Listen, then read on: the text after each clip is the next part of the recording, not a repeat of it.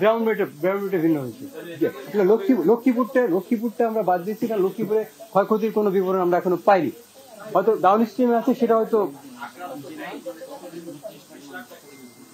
আক্রান্ত হচ্ছে আপনার বললাম 29,04,963 জন, প্রায় 30 লাখের মতো। জি।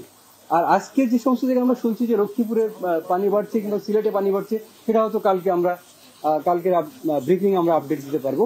তো ত্রাণ বিতরণের বিষয়ে যে আপডেট আমাদের কাছে আছে, সেটি আমার সহকর্মী বলবেন।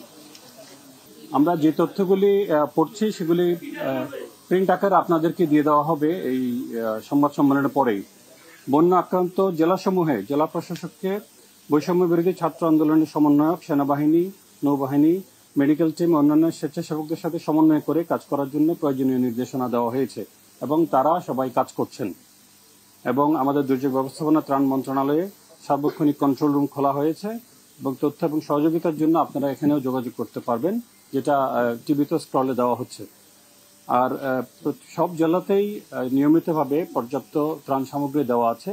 এর বাইরে চট্টগ্রাম, কুমিল্লা, ফেনী, নোয়াখালী, সিলেট, মৌলভীবাজার, হবিগঞ্জ এবং ব্রাহ্মণবাড়িয়া জেলায় আরও কিছু বিশেষ বরাদ্দ দেওয়া হয়েছে এবং আরও বরাদ্দ দেওয়ার কার্যক্রম চলমান রয়েছে।